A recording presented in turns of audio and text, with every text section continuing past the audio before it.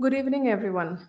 Today, on 11th May 2022, Vivekananda Vijnan Mission, West Bengal chapter of Vijnan Bharati, popularly known as VVM, in association with Host Institute Indian Association for the Cultivation of Science, Kolkata, popularly known as ISAs, is celebrating National Technology Day. On this auspicious day, we will have distribution ceremony of award to state level VVM awardees, and we are extremely fortunate to have with us today's eminent keynote speaker, Professor B.N. Jagtabji, Chairman of Governing Council of SN Bose National Center for Basic Sciences, popularly known as SNBNCBS. And he's also a professor of IIT Bombay, Department of Physics. On behalf of VVM and ISCS, I, Dr. Anuja Datta, welcome you all. At the very first onset of today's program, I would request our eminent dignitaries and speakers to kindly come up on the dais to decorate the seats on the dais. First, I'd like to request our keynote speaker, today's keynote speaker, Professor Jagtabji. Sir, kindly please decorate the central chair on the dais. A big round of applause, please, for our keynote speaker,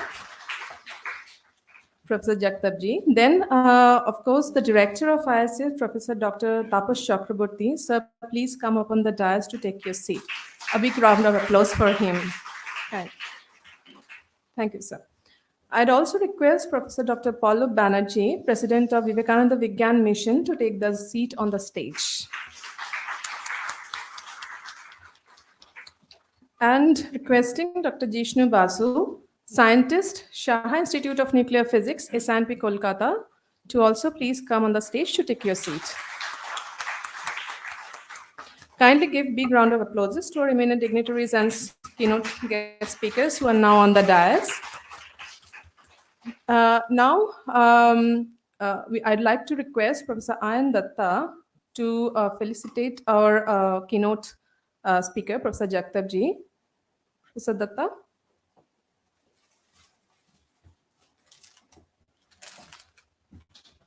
Professor Datta is felicitating Professor Jagtabji with a bouquet.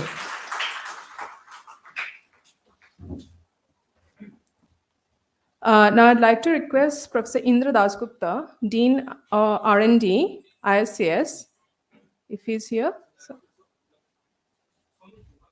Okay. Professor Shomit Guha, Department of Chemistry, JU. Sir, kindly felicitate the director of ISF, Professor Tapas Chakraborty, with a flower bouquet.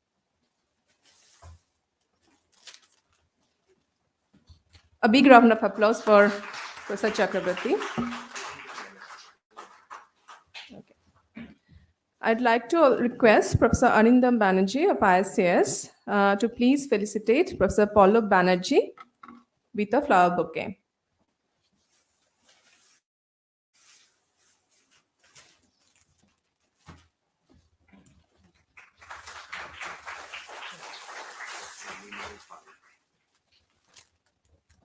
Now I'd like to request Professor Dr. Meenal Pal, scientist, CSI CGCRI of Jadavpur, to kindly felicitate Dr. Jishnu Basu.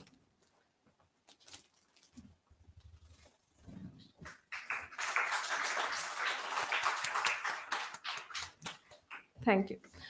Now, without wasting much time, we'd directly go to the program. I'd first like to request to give Professor Tapas Chakraborty, Director of ISCS, to give welcome address and to inaugurate the event. Sir, please.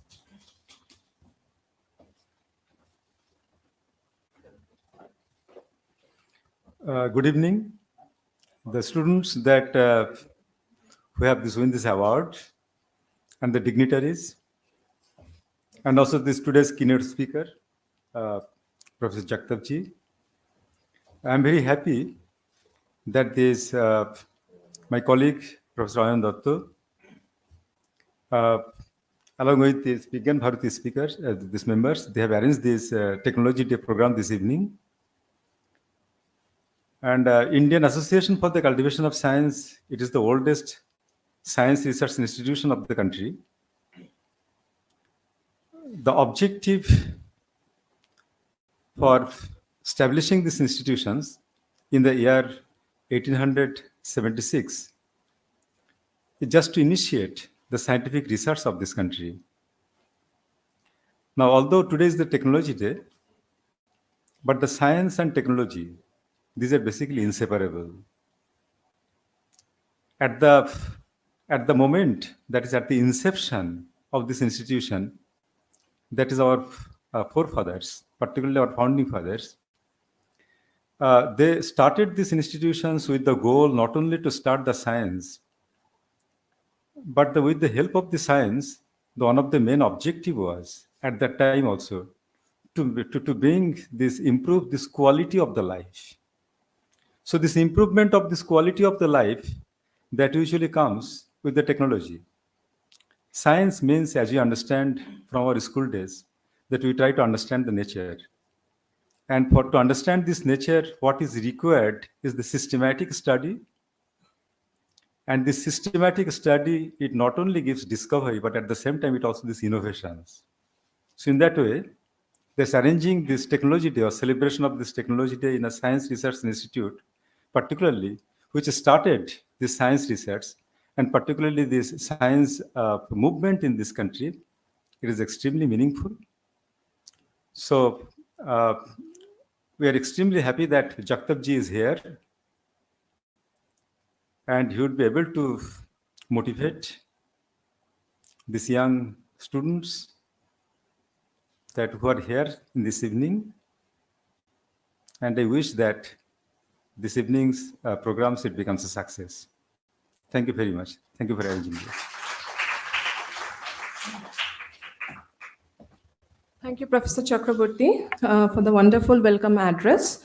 Now I'd like to request Professor Pallav Banerjee, President VVM, to give an introductory remarks.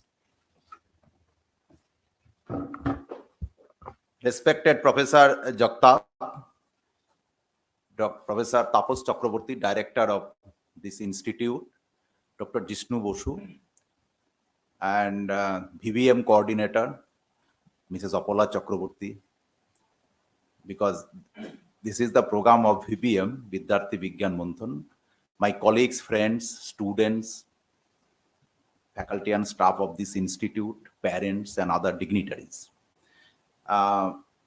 Particularly the students and parents, you came to IICV, the Adjacent Institute, on 3rd April, right?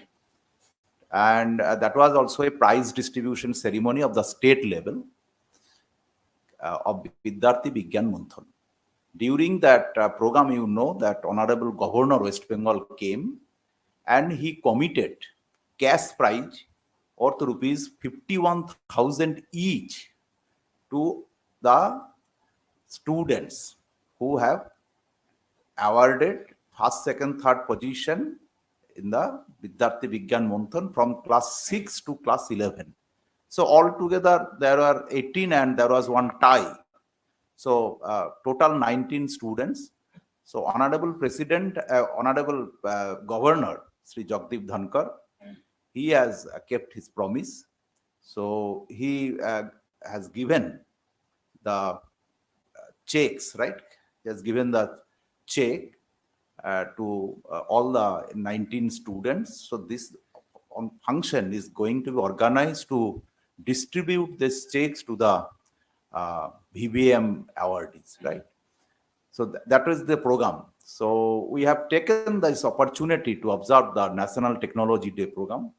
And you know that in this day, in 1998, the Pokhran explosion, our nuclear power, was shown to the world. So to commemorate that nuclear explosion in 1998, this day, 11th May, every year this is organized. This day is organized as the National Technology Day. And we shall hear the keynote address from Professor Jagtap. So with this, I welcome you all this program. I particularly express my sincere thanks to Professor Chakraborty because he has given his institute this facility and he is hosting this program. And so it was very easy. for us to organize, and particularly the VBM Karjakartas, particularly Opola Madam, for this nice evening. Thank you all.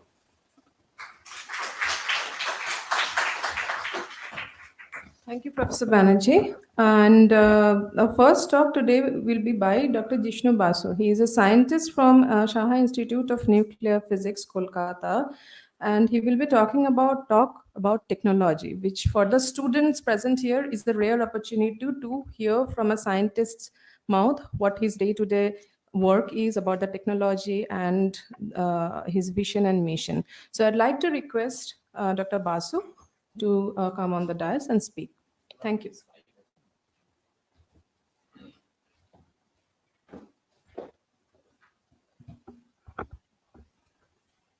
Good afternoon and happy Technology Day to Professor Taposh Chakraborty, Director, Indian Association for Cultivation of Science. आज के उत्सव मूर्ति professor जब तक professor Pallav Banerjee president Vivekananda Vigyan Mission, Professor Oyon Datta, faculty members of this institute from Jadavpur University and other universities, my fellow travelers of Vigyan Bharati, and my dear students. I would like to express my sincere thanks to the organizers of Vigyan Bharati, who have organized this program on Technology Day to give award to the achievers, young achievers, who performed excellently in Vidyarthi Vigyan Manthan organized by Opoladi. And also what Pallabda said to commemorate the today's achievement. In fact, technology is closely associated with the achievement. As Professor Chakraborty said, the relation between science and technology. The technology is very closely associated with the achievement. In the modern world, in every achievement, there is the state of art, there is technology.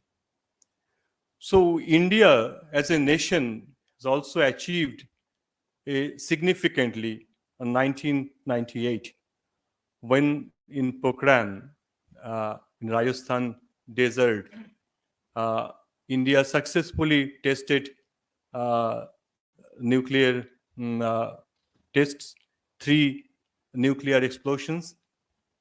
Shakti 1, which was one thermonuclear explosion. Shakti 2 with the plutonium, and the Shakti 3, the sub-kiloton explosion. And after, within a couple of days, India successfully tested 2 more nuclear tests. Both of them are sub-kiloton. One is Shakti 4, which was one of 0.3 kiloton, and the last one with the uranium-233 fuel, it was 0.5 kiloton. And with this success, India entered into the prestigious nuclear club. And it was a success for our country. And at that time, the main concern was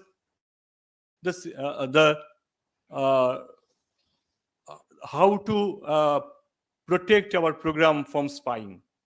In 1995, there was another attempt, and the US spy satellites, they noted that something is going on over there in Pokhran, and they reported it to CIA, and CIA prepared a detailed report on Pokhran activities. And the then Bill Clinton government, they pressurized India to stop the project. At that time, Benazir Bhutto was Prime Minister of Pakistan. She successfully raised the point in international forum, and India had to stop its program. But so in 1998, the primary challenge is that we have to complete the program and we have to hide all these activities from the spying US and other countries' satellite.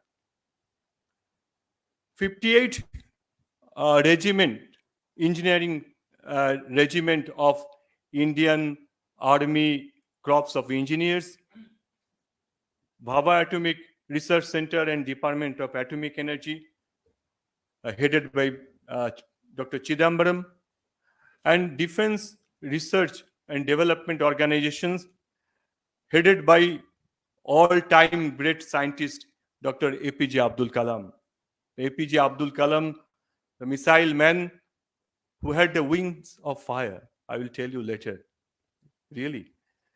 And Dr. Kalam, he was the leader of this, the total program, and also nuclear atomic mineral directorate of RC, Exploration and Research Organization. All these four organizations, their scientists, their engineers tried their level best to get this project. And today means either 11th May of 1998, we successfully tested that one fusion explosion and two fission, and later on followed by another two subkiloton and special type of nuclear research. And for this success, and it was the indigenous one. And later on, Dr. Abdul Kalam explained this thing, how Indian Army and this engineering 58 regiment of engineering of Indian Army helped. The scientists and these technicians, they used to come to some other place other than the Pokhran site. As because if they come in the civilian dress, then from the satellite picture, they can identify that something is going on. So it is more interesting than a thriller, that they used to come to other place, and through the defense vehicles in military uniform, the scientists and the technicians, engineers, they used to come to the site. And they started they dug the sands in the desert. See, the two places are different. Pakistan also tested their nuclear bombs in Shagai. The Chagai is a high mountains, these granite mountains are there. And in Pokhran is a plain desert. So hide anything in a plain open desert is a really challenging task. How they did it? They made some netting, camouflage netting, and they dug the sand under it. And they prepared the similar structure like the landscaping, like the desert, so that it cannot be noticed from the satellite picture. And no one in the earth could notice this development, and India successfully completed its project. So today, at the time of commemorating this success of our nation, it is also very important to design our life. The students, you have come here and you have also achieved something. We are very happy that you performed excellently in Vidyarthi Vigyan Manthan. This is a small step, but it is an achievement. Dr. Abdul Kalam, I think that a student who would like to sign in the field of science and technology, that Dr. Abdul Kalam would be their role model. Dr. APJ Abdul Kalam used to say that if you like to shine like sun, then first burn like a sun. It is required. If we don't if we are not ready to burn ourselves like sun, then don't expect that the some other day you will shine like a sun. Everyone in the earth who have achieved something, that's because technology is closely associated with the achievement. Everywhere, from the mobile phone to the intercontinental ballistic missile, everywhere you would find some people, they are contributing their labor, their knowledge, their time, they are burning themselves to get something achievable. Then only they will sign. So today I would tell you to take one decision. APJ Abdul Kalam used to arrange one program after his talk, the pledge, name of science. Actually, he came in a program in Kolkata. This program was organized by Vivekananda Vijnan Mission on 150th birth anniversary of Acharya Prafulla Chandra Rai. And it was in Presidency University. At the end, it was a morning session. At the end, he asked the students, and it was a young scientist colloquium. So the hall was full with the young students. He asked the students that, have you taken your breakfast? No, most of them said, no, sir, not yet. After this session, we will have a high tea, and then, okay, then you are fasting. This is the right time to pledge. And then he said, and he literally did so. So APJ Abdul Kalam, I think that he should be the role model for a student who would like to achieve something in the field of science and technology.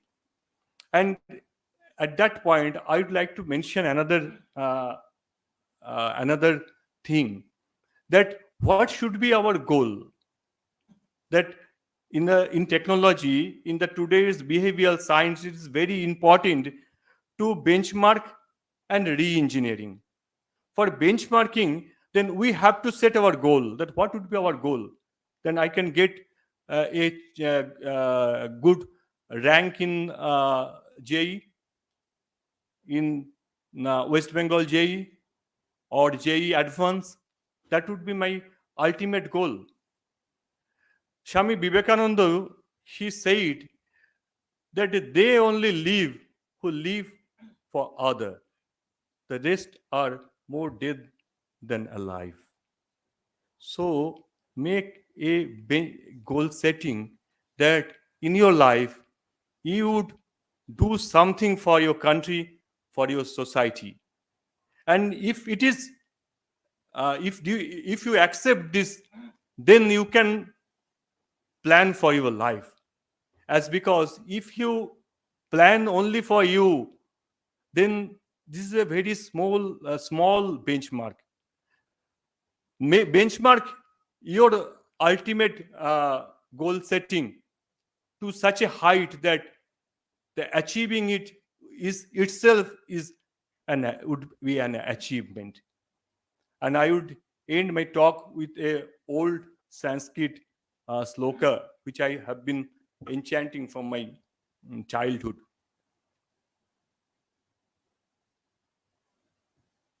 प्रारब्धते न खलु विघ्न भयेन नीचै प्रारब्धम विघ्न विहता विरवन्ति मध्या विघ्नई सहस्र गुणितै अपि हन्न माना प्रारब्धम उत्तम गुना न परित्यजन्ति. The people with the less quality and less capacity, they don't start the work apprehending some difficulties in the work. They don't start at all. The people with the moderate quality, they start the work, but facing the hurdle, they stop their work. The person with the perfect determination, even the hurdles are thousand-folded, even then they don't leave the their mission. And that should be the promise for the Technology Day.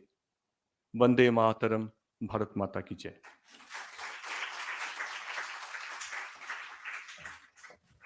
Thank you, Dr. Basu, for wonderful motivational talk for the students and everyone here. Has it is always privilege to hear Dr. Basu, and he doesn't need any presentation. He can lucidly speak very important topics. Now the time has come where we are eagerly waiting for to listen Professor Jagtab ji, B.N. Jagtab ji, and I'd like to request Professor Jagtab ji to deliver his keynote address. And he will be talking about science and technology for sustainable development. And that is something what students, again, I would request you listen to him. It's an opportunity for you to learn a lot from him. Thank you, sir. Please.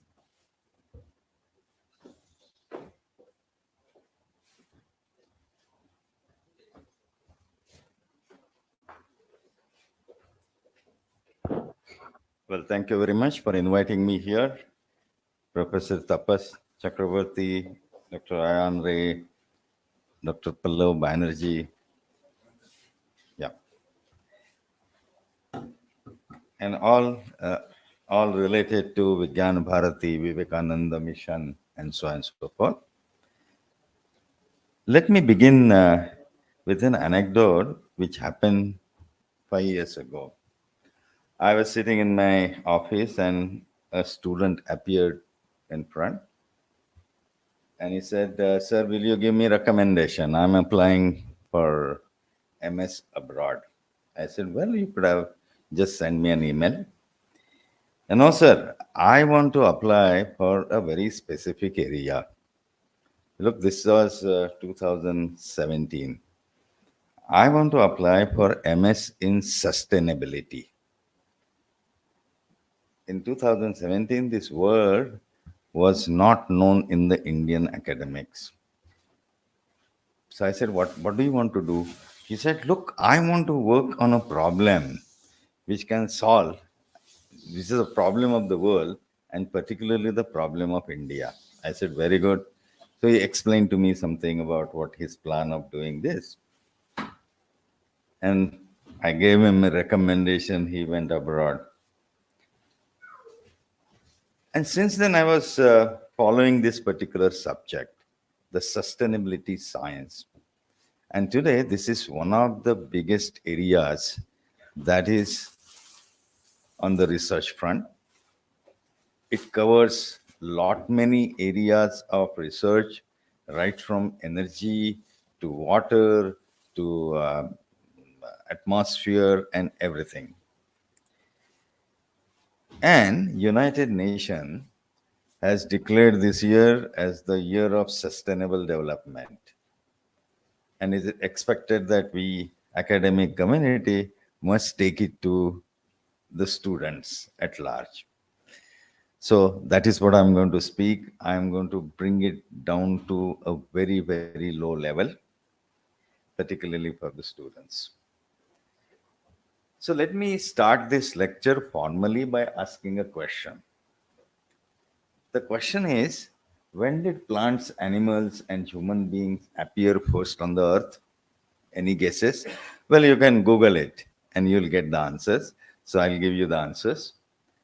The plants on land, this is around 700 million years ago. It's a huge time scale that has passed.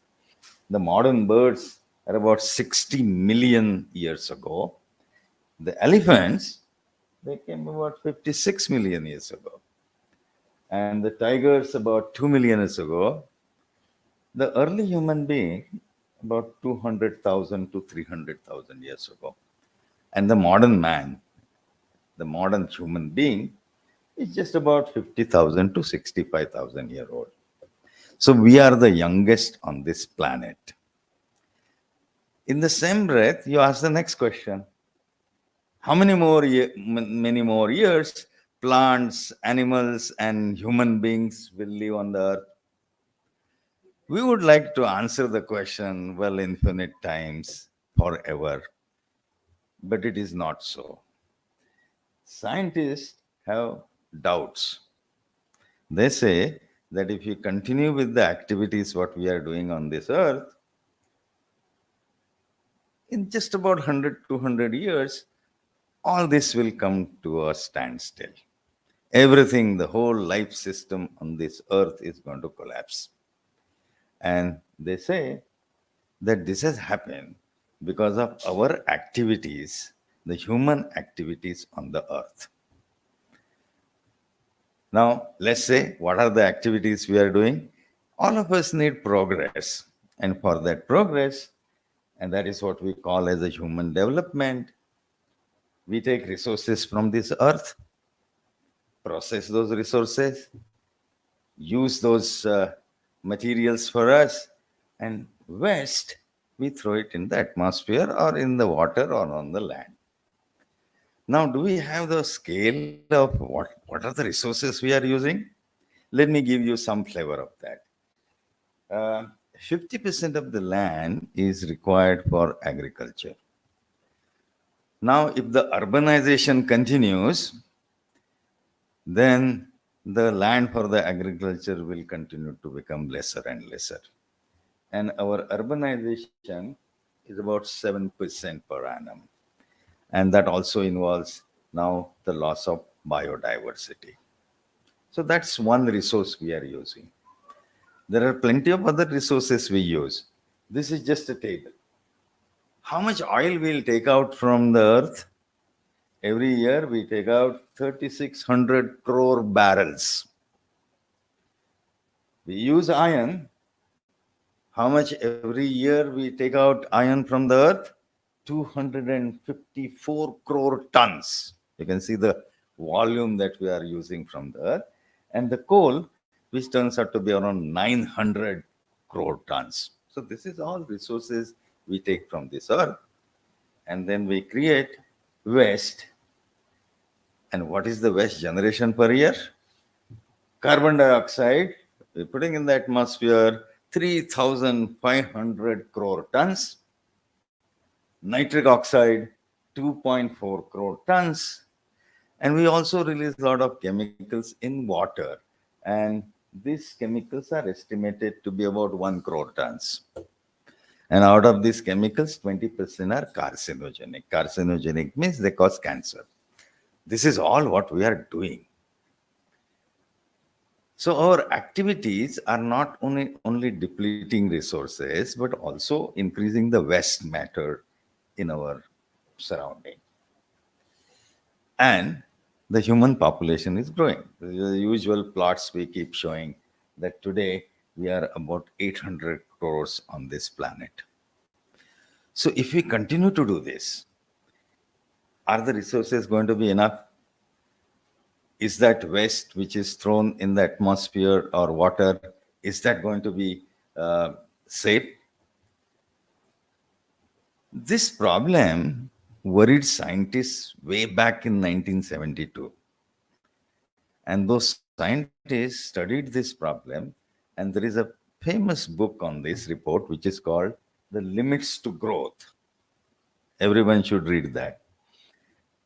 What it says is that as the years increase, the population will increase, the resources will keep depleting, the food per capita will grow and then it is going to fall. The land use is going to be for the urbanizations and so on and so forth. Industrial output will initially increase, but then it is going to fall. The population will grow to a point and then fall because pollution also is going to grow. And then at some point of time, the industrial output will reduce. So pollution also will come down. The overall effect is going to be that the human population, they're talking about only human population, but you can put everything like birds, animals, and plants. There will be sudden and uncontrolled decline in the population. And they estimated it somewhere around 2,100. That is what something is going to happen. Now, this report was in 1972, so people said, oh, this is 2,100 is far off. We human beings are like this, we want very immediate thing. Now, This particular model of progress, what was the problem in it? And this problem is that of a physics or chemistry. See, if you go in the, now you're in the high schools and so on and so forth, when you go to the colleges, we'll teach you thermodynamics. And in thermodynamics, what we do is there is this physical system which takes inputs from a source, and it gives rise to the waste products to the sink. And in physics and chemistry, we make an assumption that source is infinite and sink is infinite, and derive the thermodynamic quantities. And therefore, this perpetual growth can happen on this earth only if the source is infinite and the sink is infinite. But they are not, as we have seen. And therefore, it's a finite system that you need to work. Now, the triggers of the environmental problems, these instabilities, we started noticing in 80s, but still people were not much worried about it. There were gas leak tragedies. It started with the Bhopal gas tragedy, then the ozone hole on Antarctica. We started talking about ozone depletion. Then there were large-scale oil spills, then record-breaking heat waves, forest fires, ocean acidification, shrinking of Antarctic and Arctic ice. And there was definitive evidence of global warming. This is, I'm talking about 80s. And what we concluded is that nature has retaliated. All this whole thing, what carbon dioxide and the waste materials which are putting in the nature, and therefore the sustainability of the human race has become doubtful. So now we can think in terms of, if we don't do anything, then it's just about 150 years for all the plants and animals and ourselves. Now, one thing which is talked about very often is carbon dioxide. But this is only one issue. For example, 1800 is taken as a year when the Industrial Revolution started. The carbon dioxide in the atmosphere was 0.28%. In 1960, it became 0.0316%. 2013, it became 0.04%. 2020, it is 0.04125%. And in 2050, if you don't do anything, it's going to be 0.052%. And because of that carbon dioxide, how the global average temperature is changing is from the Industrial Revolution days, 1800, if you take as a reference point, in 2020, the global temperature has increased by 1.19 degrees. And by 2050, it will go to 3.2 degrees centigrade. So these are all the facts and figures. Now, when there is a carbon dioxide in air, some of it is taken by the seas, and you know that carbon dioxide plus water will make the carbolic acid, and therefore the pH, the acidity of the seas is increasing, and the pH of seawater has dropped to 8.1 from 8.21 in just about 150 years. Now, this is very sensitive to the aquatic life.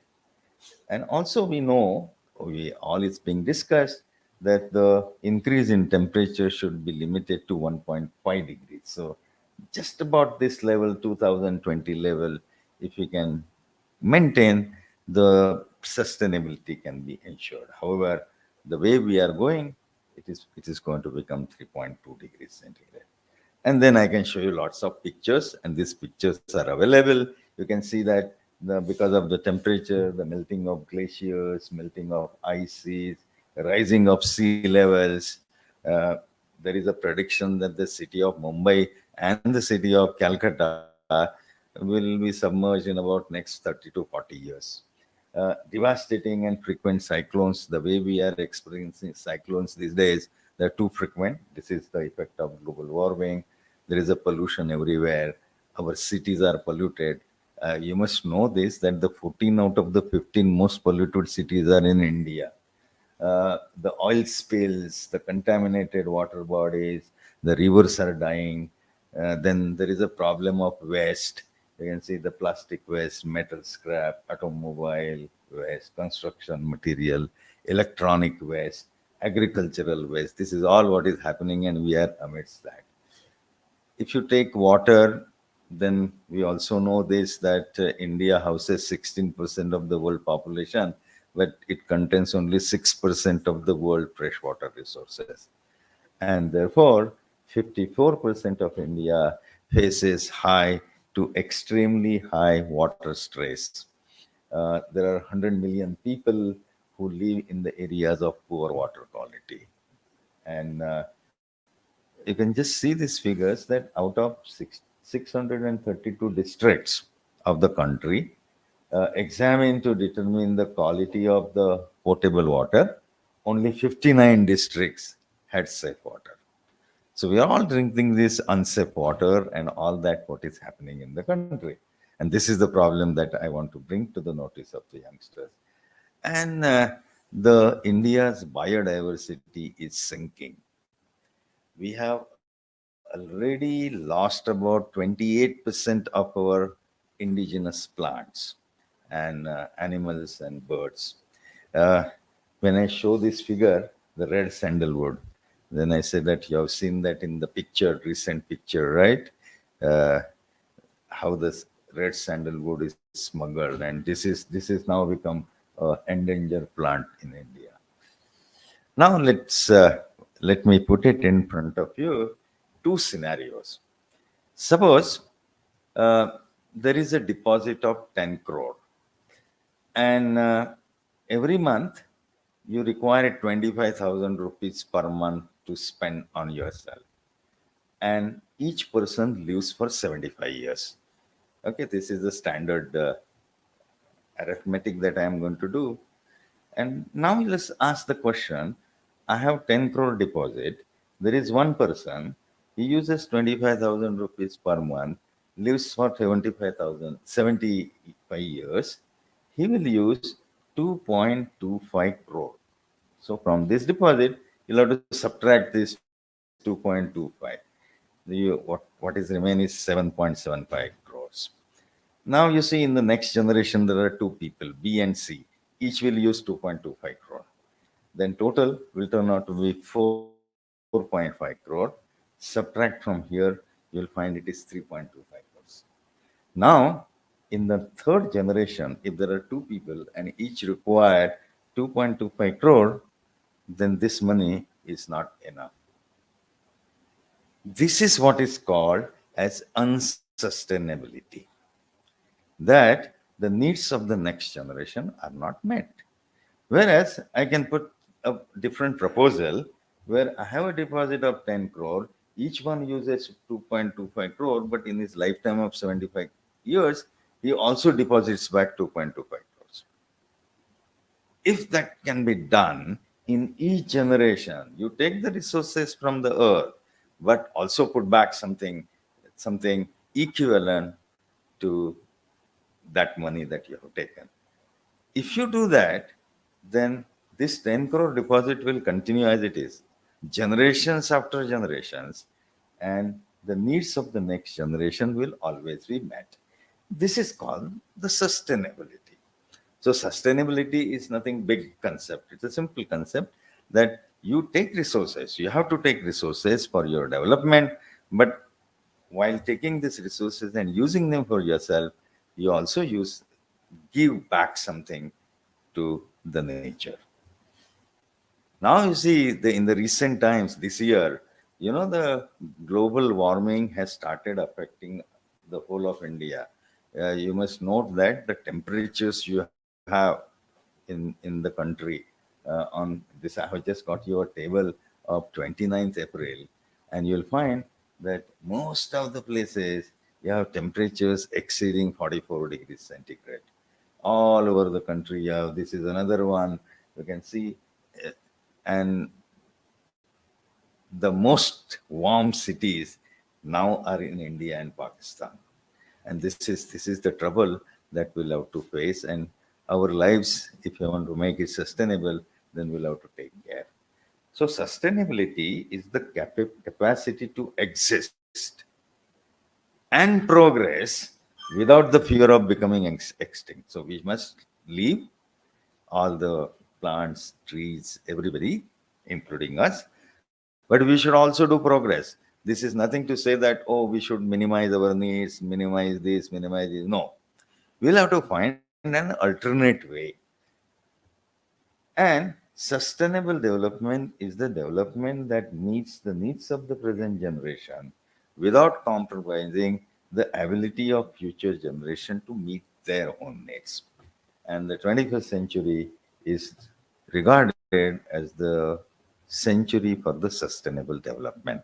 And this is where that my student wanted to work for the mankind. Said, look, I'm going to work on sustainability. Now, just I'll take two questions here. And we are told that the trees take carbon dioxide. And therefore, if you keep planting trees, they should take up this carbon dioxide. Why are we worrying about it? Now, what I am showing here is what is called as the Fermi estimate. Fermi was a scientist who used to estimate things just like that. This is a very good thing for the students to learn, but this is one way of doing it. To consume the carbon dioxide which is produced today, per person will require 730 trees. Now, 730 trees can be planted in 7 acres of land. 1 acre of land, you'll have 100 trees. So you require 7 acres.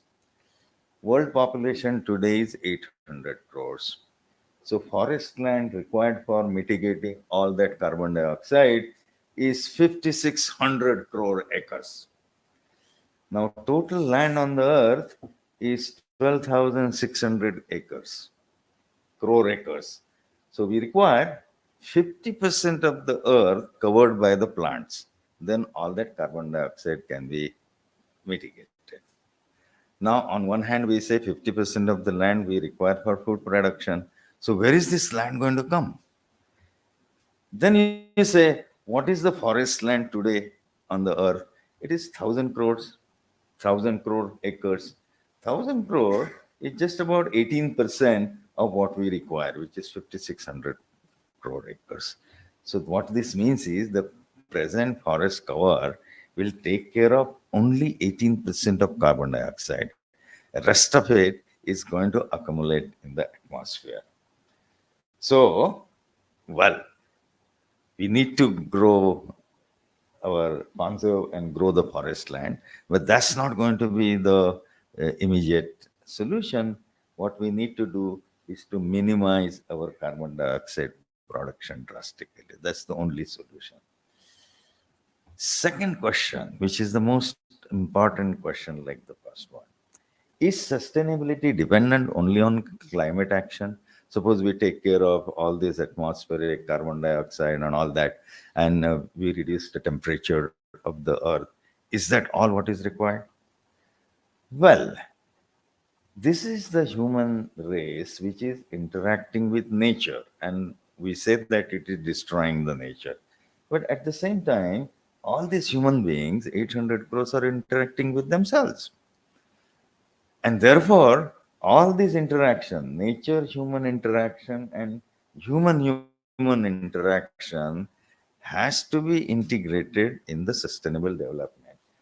And what is that interaction between the human being? Is the economic growth and the social justice.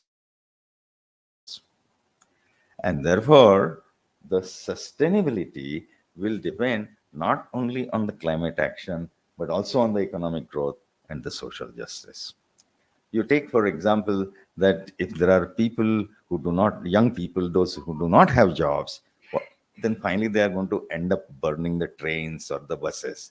Again, it's a loss to the sustainability. So, economic growth and social justice have to be integrated.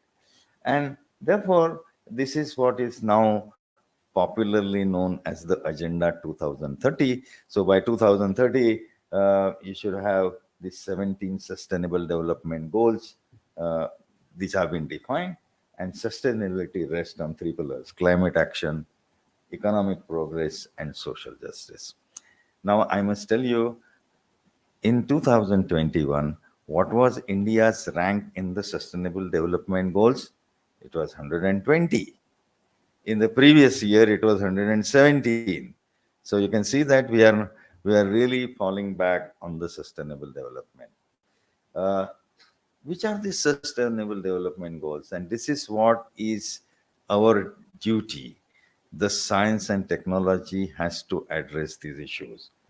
No poverty, no hunger, good health, quality education, gender equality, clean water and sanitation, renewable energy, good jobs and economic growth, innovation and infrastructure, reduce inequalities, sustainable cities and communities.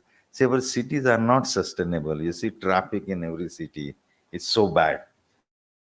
The responsive consumption. Climate action is one of the sustainable development goal. Life below water, life on land, peace and justice, and partnership for the goals. These are the 17 goals. Now you can see in every of these goals, you require science and technology inputs. And those science and technology inputs have to be such that they do not spoil, do not do any, they're not aggressive towards the environment. So year 2022 is defined as the International Year for Sustainability Development, and this also happened to be a topic for the National Science Day 2022. So this is what we need to keep. Now, essential point we are talking about, and that's a challenge to the younger generation. We need a new way of science and technology that cares for people as well as it cares for the nature. And that is the way we need to ask. And just to flash some slide here, as I said, that MIT, many of the American universities are now offering degrees in sustainability science, and proceedings of the National Academy of Science of United States, they say it's a new paradigm. And what is it? Sustainability science is an emerging field of research dealing with the interaction between natural and social systems and with how those interactions affect the challenge of sustainability, meeting the needs of the present and future generation while substantially reducing poverty and conserving planet's life support. So they have defined this is where we are going to work on. Now, why we I'm throwing this problem to the younger generation is that we bought from this West all these polluting industries in the hope that we will do economic progress, and we have spoiled our environment. Now they have started working on the clean technologies, and we are not doing anything. So what will happen? Tomorrow they will sell those clean technologies to us, and again we are going to buy from them. Is it going to be acceptable to us that perennially we are going to be the buyer of the technology? And this is an important issue, and that is what the younger people also need to get.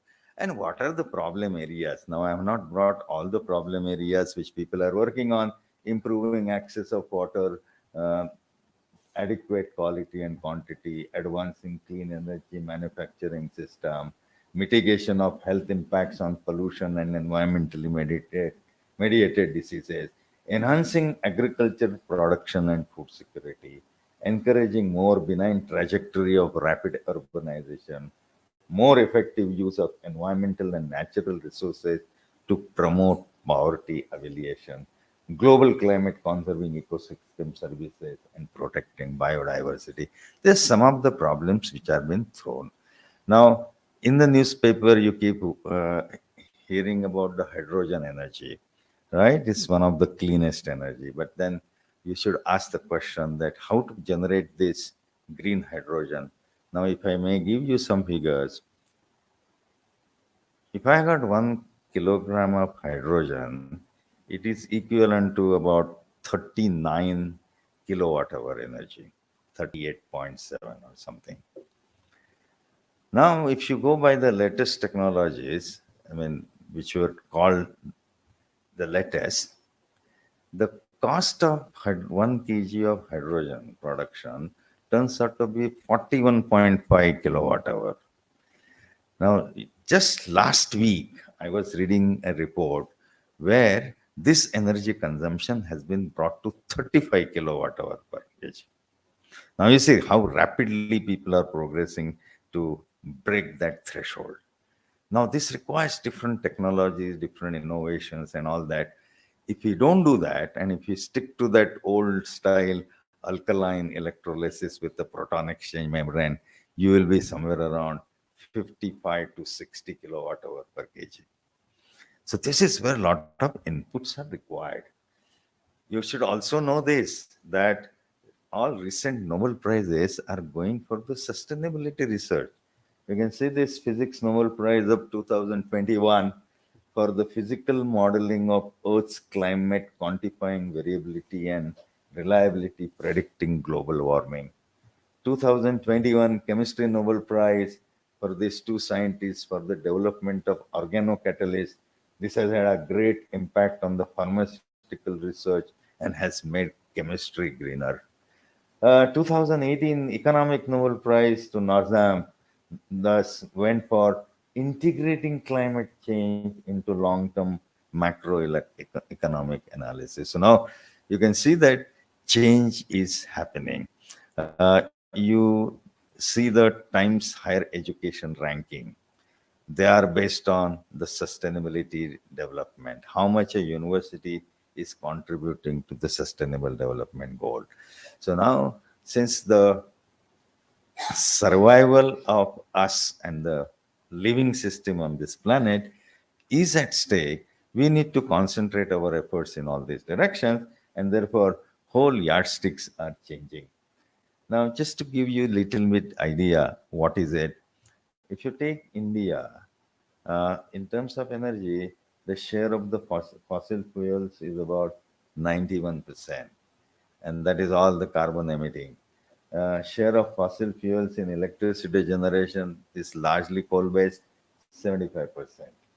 Now we are trying to say that by 2040, the share of coal will be less than 35%, while the share of renewables is going to be 55%. This is a promise we have given to the world. And how are we going to replace hydrogen energy, solar, wind, ethanol, and maybe nuclear energy? In the sustainable development, we need to give access to everybody of the clean energy. Now, currently, the electricity consumption in India is just about 1,000 units per capita. That is all what we do. So we are saying by 2030, we'll increase it by 50%, still not enough. If you take water, 50%, 54% India faces water shortage. 60 crore people are at the risk of water disruption. Over 10 crore people are living in the areas of poor water. Nearly three-fourths of the villages lack access to piped drinking water. Pollution has affected 75% of our water resources. This is agricultural pollution, industrial pollution. Rivers are dying due to industrial and domestic pollution. And it is said that if this all continues, the water alone will cost about 6% to our GDP. Our cities, as I said, 14 out of 15 worst polluted cities are in India. 20 lakh people die every year due to pollution. The average particulate matter, that is PM 2.5, is 68 microgram per meter cube. So you can see the way we are living. This is unsustainable. And this is where we need to contribute our minds. If you look at the poverty and health, the number of poor is 13 crores, 14% children are undernourished, 14 lakh children die every year before their fifth birthday. there is a high mortality due to chronic diseases like diabetes, cancer, heart, lung diseases. Unemployment rate is 7%. The biodiversity, nearly 18% of India's 2,630 species are threatened with extinction. So this is what is happening to us. And this is where we must ask this question. There are only 8 more years left to achieve that Agenda 2030. How are we going to achieve it? We can do it. We need to work hard and we need to join hands. That's the only answer. And this is where, now, this is a message to the younger generation. The whole world is looking at you. This is Nicole Moria, who is the president of the International Program on Basic Sciences of UNESCO. He said, in developing countries, thousands of young minds are ready to assimilate the basic science and design progress necessary for a more harmonious development. So the world is looking at you. Indian students can really make a difference here. And the way forward for India is develop science for meeting the grand India-centric challenges we always call the water, air, the jobs.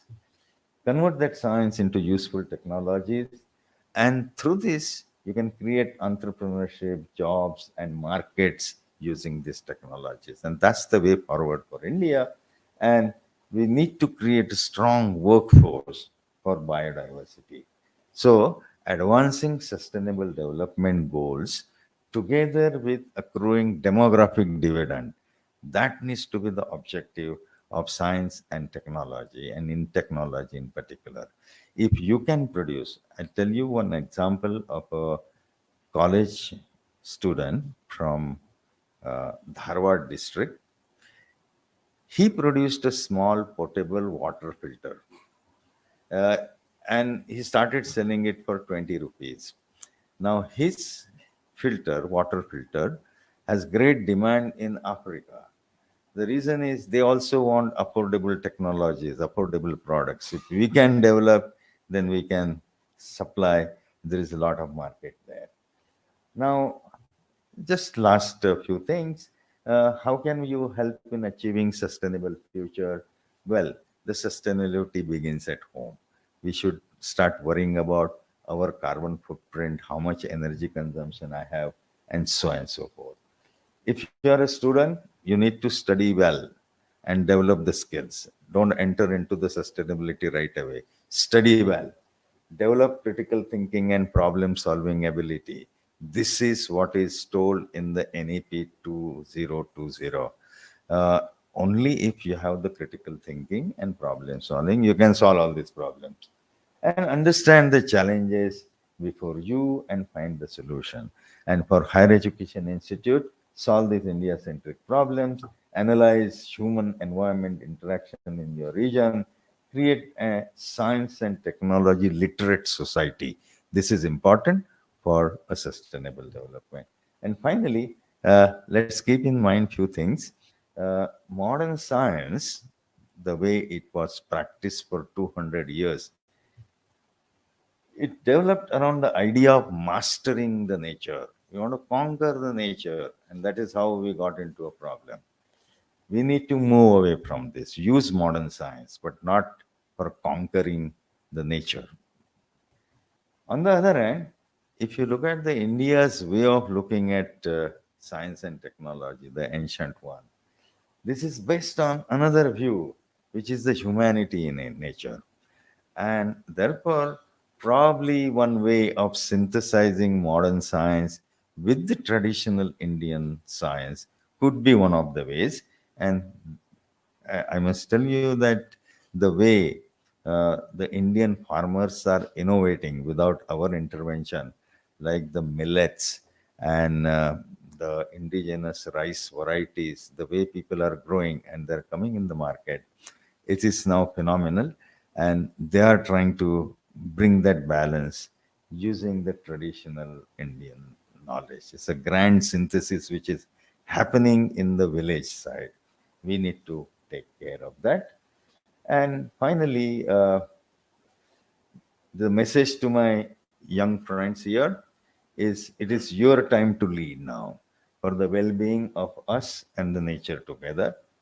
And the message to people, my faculty colleagues, is provide that right perspective of science and technology and help the younger generation to make a difference. It is our duty to uh, show you what is the thing that you should be doing. With this, I close this presentation and thank you very much.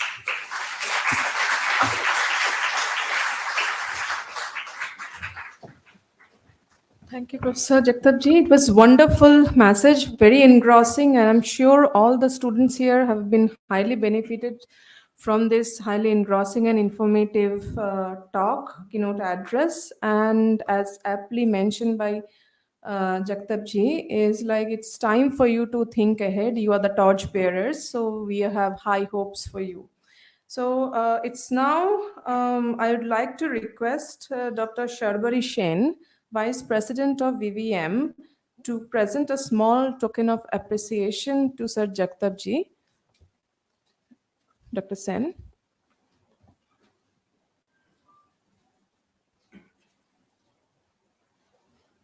Ma'am, you can come here.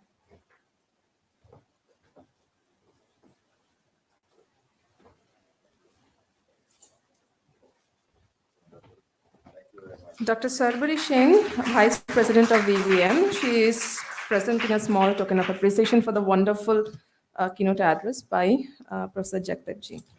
Now, and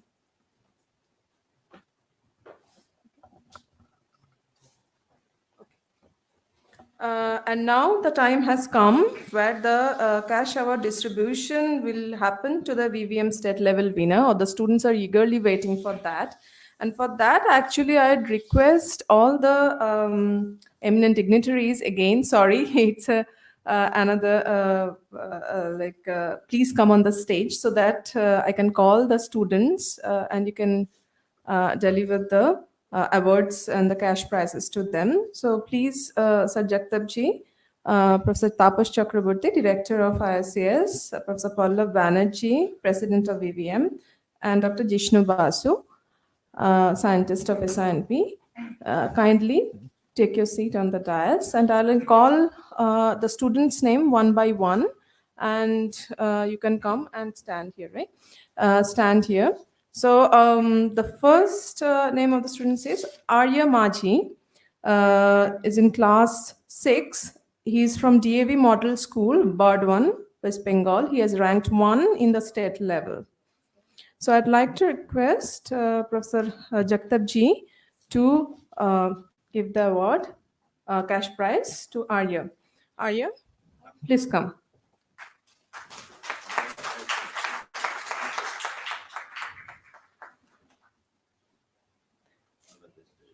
Thank you.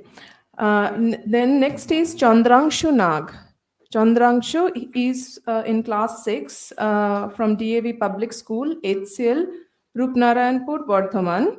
He has ranked 2nd, and I will request Dr. Jagtapji to again present the cash award to Chandrangshu. Congratulations, Chandrangshu.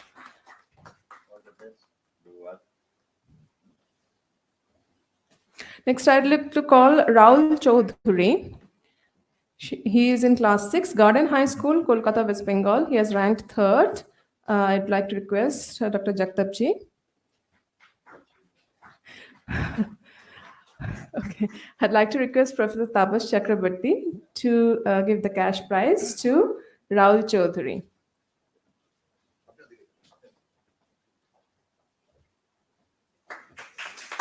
Congratulations, Raul. Urchita Pal is in class 7, Ashoka Hall Girls High School, Kolkata, West Bengal. She has ranked 1st. I'd like to request Jagtapji. So, can you give her the cash prize to Urchita Pal? Next is Arijit De. His father has come. Okay. So should I call him? Okay, I'd request Arijit's father to collect the prize money on his behalf. Arijit is in class 7 from MDB DAB Public School, Bankura, West Bengal. He has ranked second. I'd like to request Professor Jagtabji to hand over the cash prize to Arijit's father.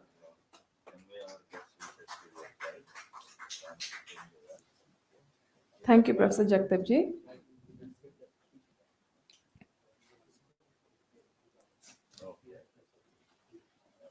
I'd like to call Orkodeep Mondal. Orkodeep is in class 7 again, and he's from DAV Model School, Bardhaman, West Bengal. He has ranked third. I'd like to request Jishnu Basu, Dr. Jishnu Basu, to come and hand over the cash prize to Orkodeep.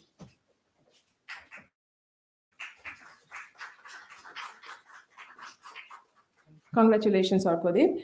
Next is Shottam Sharma, is in class 8 from Barnpur Riverside School, Chittaranjan, Bardhaman. He has ranked 1. And I'd like to request Professor Pallab Banerjee to hand over the cash prize to Shottam. Please give a big hand, all of you. Yes, please give a big round of applauses to the fellow students because they have worked really hard. They have come from a long distance here to collect the prize money. You can check. There is a name also. Name and amount. Thank you. No. And next is Shonhit Maiti, is in class 8. Shonhit? I think it's Okay. Debojit Pal. I'll go to Debojit Pal is here. Okay. Debojit Pal is in class 8 from South Point High School, Baliganj, and he has ranked third. So I'd like to request Professor Jagtabji to give away the prize to Debojit.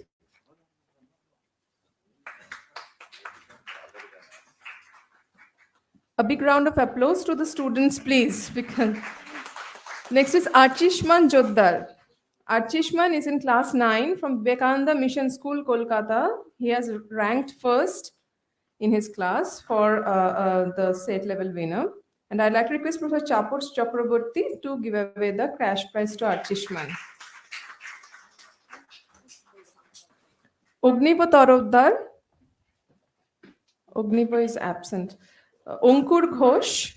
Ankur is in class 9 from Garden High School, Kolkata. He has ranked third in his class. Yes. So Professor, Dr. Jishnu Basu will give away the cash prize to Ankur. Thank you, Ankur. Kavya Mahajan. Oh. Ognivo Talabdar's grandfather. Okay, so sorry. So I'd like to request Agnivo's grandfather to collect the prize money from Professor Jagtabji. Agnivo is in class 9 from Atre DAV Public School, Dokhin Dinajpur, South Dinajpur, West Bengal. He has ranked second. Kavya is already here. Kavya is in class 9, Delhi Public School, Ruby Park. She has ranked first in class 9. Class 10. Okay, yes, sorry. Class 10. So I'd like to request Professor Pallab Banerjee to give away the cash prize to Kavya. Please, a big round of applause to Kavya. Abhrodeep, next is Abhrodeep Kormokar. Your mother? Oh, okay. Abhrodeep is in class 10, Satish Chandra Memorial School, Nodia. Has ranked second, and on behalf of Abhrodeep, his mother is collect the prize. So Professor Jagtabji is giving away the cash prize to Abhrodeep's mother. Sneha De. Sneha De is in again class 10, Delhi Public School, Durgapur, Bardhaman. She has ranked third. And I'd like to request Professor Taposh Chakraborty to give away the cash prize to Sneha De.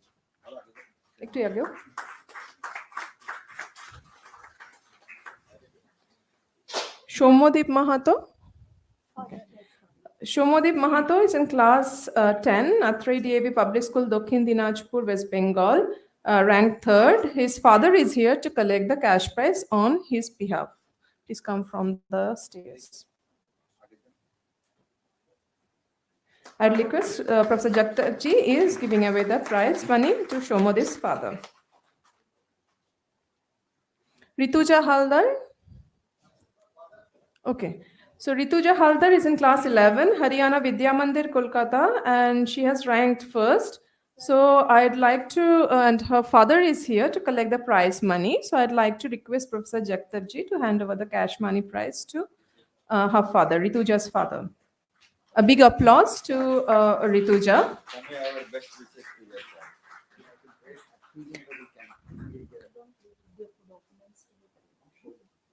Kaustubh Bongobash. Okay, Kaustubh is here himself. Kaustubh is in class 11, DAV Model School, Faridpur, Durgapur, Bardhaman. He has ranked second. I'd like to request Professor Tapas Chakraborty, Director of ISS, to give away the cash prize money to Kaustubh. A big applause for Kaustubh. And our last prize winner is Oindri Chatterjee. Oindri is in class 11 from South Point High School, South Kolkata, and she has ranked third. And I'd like to request Dr. Jishnu Basu to come front, and Dr. Jishnu Basu is giving away the prize money to Oindri.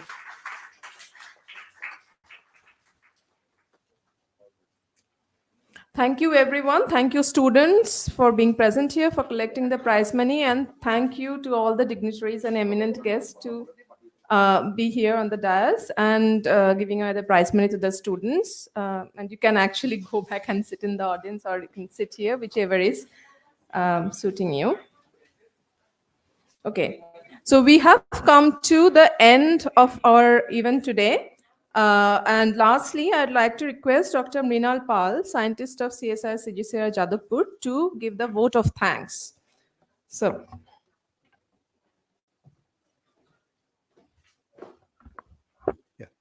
very good evening. It was really a nice program, and I think all of you agree that for around 1 hour 20 minutes, we have really enjoyed this program, and it was really a grand evening to all of us. So we have come to an end of this program, and it is customary to propose a vote of thanks for this program. It is my proud privilege to propose this vote of thanks for this occasion only. So, at the beginning, I must thank our keynote speaker, Professor Jagtabji, for giving this highly illuminating lecture, which was really very informative and also very entertaining lecture. So I think our students will really benefited from this lecture, and he has very well selected the topic of science and technology for sustainable future in line with the National Technology Day topic of year 2020, integrated approach in science and technology for sustainable future. So it was really very nice. So thank you, Professor Jagdabji, from all of us. Then I must thank Professor Tapas Chakraborty, Director, Cultivation of Science, for extended all the infrastructural facilities for organizing this kind of program. Without extending all these facilities, this kind of program cannot be success. So thank you, Professor Tapas Chakraborty, once again. Yes, of course. I must thank Professor Pallab Bhattacharya of Kharagpur IIT and the president of our Vivekananda Vijnan Mission for describing what is National Technology Day to the students. I also thankful to Dr. Jishnu Basu, how he has very nicely explained how we have carried out the program without any information, passing any information to world. So this was really a very challenging task, which was led by Professor APJ Abdul Kalam. And so thank you, Professor Dr. Jishnu Basu. And at last, not the least, I must thank all the audience who have present here and who have listened all the program very peacefully, and we have invited our this invitation, who had accepted our invitation. So thank you all very much once again. Goodbye and good evening.